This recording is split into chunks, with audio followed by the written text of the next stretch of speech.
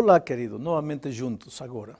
Neste estudo, veremos o perigo de confundir o verdadeiro reavivamento com um simples estado de êxtase emocional. Sabe, os sentimentos humanos são traiçoeiros. O coração humano é traiçoeiro, enganador, mentiroso. Assim diz Jeremias e o confirma a realidade. Salomão também afirma que há caminho que para o homem parece direito, mas o fim desse caminho é a morte. Eu creio nos sentimentos. Eu acho que os sentimentos são parte da estrutura humana e são importantes. Porque os seres humanos não somos robôs sem sentimentos, mas o perigo está em dar demasiada importância às emoções, esquecendo-nos que a verdadeira evidência do reavivamento não são os sentimentos, é a obediência, é a fidelidade à palavra de Deus e aos seus princípios. Vejamos, por exemplo, a experiência de Pedro antes da cruz. Ele era um homem pura emoção. O primeiro a falar, o primeiro a tomar a iniciativa para qualquer coisa. Como aquela noite no Mar de Galileia, quando disse a Jesus que ele também queria andar sobre as águas.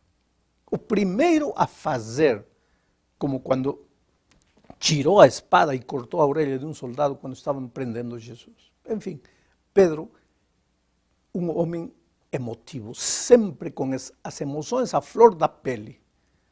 Mas na hora do vamos ver, quer dizer, na hora da decisão, na hora em que realmente era necessário ser fiel, coitado do Pedro, se mostrou covarde, medroso e não teve o valor de aceitar que era discípulo de Jesus. Negou o seu mestre 3 vezes. Mais adiante, vemos Pedro depois da cruz, à beira do mar, quando Jesus apareceu e lhe disse: apacenta as minhas ovelhas. Bom, aí vemos um Pedro tímido, indigno, sentindo-se incapaz de aceitar a missão, envergonhado por haver negado o seu mestre. Mas em seguida, encontramos Pedro depois de receber o Espírito Santo. Esse é outro Pedro completamente transformado.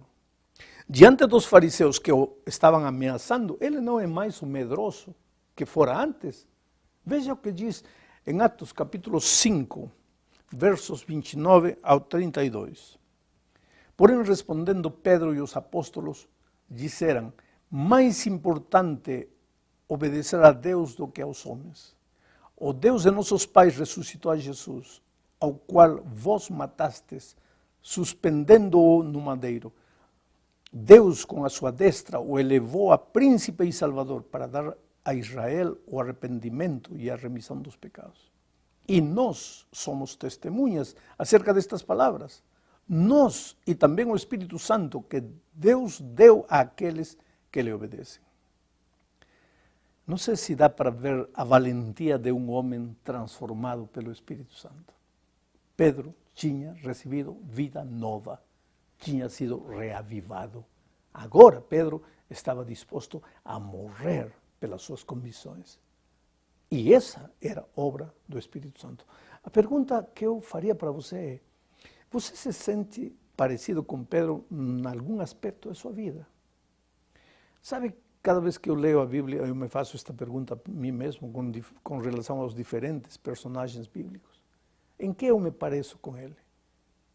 De que maneira eu me vejo refletido nessa pessoa? E isso me ajuda muito. Faça esse exame próprio.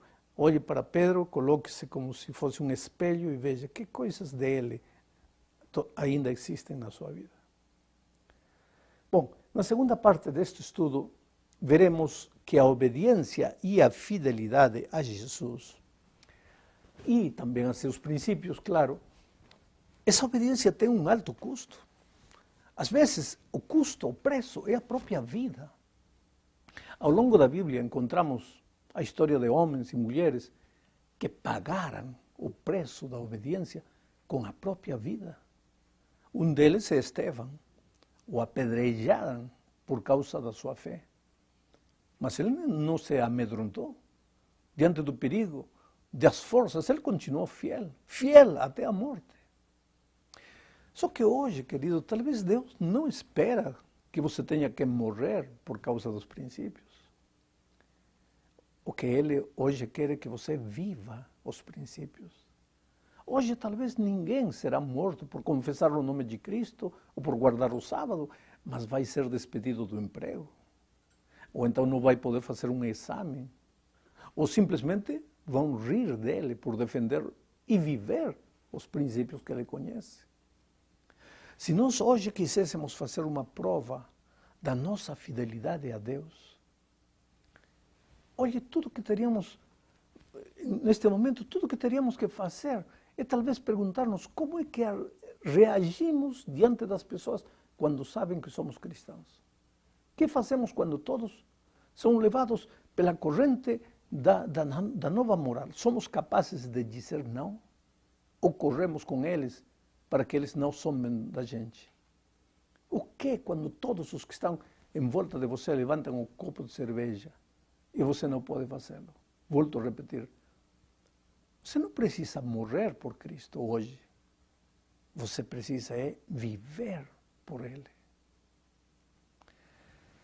Mas vamos agora pensar um pouco na conversão de Saulo de Tarso e a maneira como ele se deixou guiar pelo Espírito Santo. Esta é a terceira parte da lição. E lembre-se que o título deste estudo é a obediência como fruto do verdadeiro reavivamento. Bom, Saulo era um perseguidor de cristãos. Era um homem sincero, embora a sinceridade nunca foi evidência de estar certo, porque eu posso estar sinceramente equivocado. A sinceridade não salva ninguém, querido. E por outro lado, a sinceridade acaba no momento em que você se confronta com a verdade. Bem, Saulo era sincero, até que se encontrou com Jesus no caminho de Damasco. Aquele foi um encontro dramático. Eu acho que todos nós gostaríamos de ter uma experiência de conversão como aquela de Saulo. Ele caiu por terra no meio da escuridão e o Senhor lhe disse que ele não estava perseguindo um bando de fanáticos como pensava, mas que estava perseguindo o próprio Senhor Jesus. E este foi o começo de tudo. Aquela noite não somente mudou a vida de Saulo, mudou também a história do mundo, porque o cristianismo estava ganhando um homem corajoso e valente que levaria o evangelho aos gentios. O interessante desta história é que está relacionado com a obediência. Porque depois da sua conversão, o Senhor lhe disse a Saulo o que está registrado aqui em Atos capítulo 9, versículo 6, diz: e ele, tremendo e atônito, disse: Senhor, que queres que eu faça? E disse-lhe o Senhor: levanta-te e entra na cidade, e lá te será dito o que te convém fazer. Quem é que diria a Saulo o que teria que fazer? E por que, se alguma coisa tinha que ser dita para Saulo, por que o próprio Senhor Jesus não disse para ele pessoalmente? Aqui existe algo sério no qual devemos pensar. A igreja, querido, tem um lugar especial, específico na experiência do cristão. Não se pode dizer, eu me encontrei com Jesus e agora farei o que ele me diz, sem importar-me com aquilo que a igreja achar. Não, não é assim. Como é que Jesus diz as coisas? Pelo menos como falou para Paulo, através da sua igreja organizada. Jesus lhe disse: levanta-te e entra na cidade, e te será dito lá o que você precisa fazer. Bom, ao mesmo tempo, Deus se revelou a Ananias, que estava em Damasco, e lhe disse que fosse a uma certa rua na cidade, e que ali encontraria o Saulo orando. Agora, se você ler a história completa no livro de Atos, vai perceber que Ananias argumenta com Deus. Diz que não irá porque conhece bem a Saulo e sabe que ele é um perseguidor de cristãos. Mas finalmente Ananias também se rende ao Espírito e obedece. Porque todo verdadeiro reavivamento nasce com o Espírito e leva à obediência. naqueles tempos, Saulo obedeceu. Ananias também obedeceu. A igreja também obedeceu. Todos eram obedientes à voz do Espírito. Falemos agora da importância de obedecer à voz do Espírito Santo. Para isto precisamos ler João 12, versículos 35 e 36. Disse-lhes então Jesus: ainda por um pouco de tempo a luz estará entre vós. Andai enquanto tendes a luz, para que as trevas não vos apanhem. Pois quem anda nas trevas não sabe para onde vai. Enquanto tendes a luz, crede na luz, para que vos torneis filhos da luz. Havendo Jesus assim falado, retirou-se e escondeu-se deles. Ah, meu amigo querido, o Espírito chama, o Espírito fala, o Espírito clama. Às vezes o faz até com gemidos indizíveis. O Espírito bate a porta do coração constantemente. O que mais o Espírito deseja é guiar aos filhos de Deus, mostrar-lhes o sendeiro, ensinar-lhes o caminho em que devem andar. Essa é a luz da que João está falando. Andemos na luz, andemos no Espírito, enquanto a luz está conosco. Quer dizer, obedeça ao Espírito, enquanto o Espírito te fala. Porque se você não o fizer, chegará um dia em que você endurecerá o coração de tal maneira que não terá mais condições de ouvir a voz do Espírito.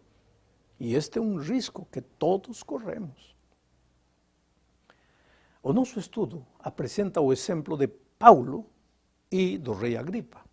Veja, desde o mesmo momento em que Paulo se encontrou com Jesus, ele foi obediente à voz do Espírito. Obedeceu quando a voz de Deus lhe disse: vai à cidade e ali te será dito o que fazer. Obedeceu quando o Senhor lhe disse: passa a Macedônia e ajuda-nos. Obedeceu em meio das dificuldades, das perseguições, a despeito dos perigos, sem temor, sem medo. No discurso que apresentou diante do rei Agripa, por exemplo, ele disse o que está registrado aqui em Atos capítulo 26, versos 19 ao 21. Pelo que, ó rei Agripa, não fui desobediente à visão celestial. Antes anunciei primeiramente aos que estão em Damasco e depois em Jerusalém e por toda a terra da Judeia e também aos gentios que se arrependessem e se convertessem a Deus, praticando obras dignas de arrependimento. Por causa disto, os judeus me prenderam no templo e procuravam matar-me. Você percebe, querido? Não fui desobediente à visão celestial. Esse é o segredo de uma vida poderosa. Ouvir a voz do Espírito, não ser desobediente ao que o Espírito fala. Não ser rebelde à voz do Espírito. Mesmo que por causa disso, a sua vida corra perigo. Agora, em contraste com esta atitude de obediência, olha a resposta do rei, que está aqui no capítulo 26, versículo 28. Disse Agripa a Paulo: por pouco me persuades a fazer-me cristão. Que triste resposta. O Espírito chama, mas você fica no vale da indecisão, não obedece. Ouve a voz, mas não presta atenção. Se endurece, se encaminha na direção do pecado contra o Espírito Santo. Isto é terrível. Agripa, enquanto Paulo é o exemplo do homem que obedece à voz do Espírito, Agripa é o exemplo do homem que se endurece à voz do Espírito. A última parte deste estudo é a vida de Cristo e a sua submissão ao Espírito. Veja, Jesus foi gerado pelo Espírito. Por ocasião de seu batismo, o Espírito apareceu em forma de pomba.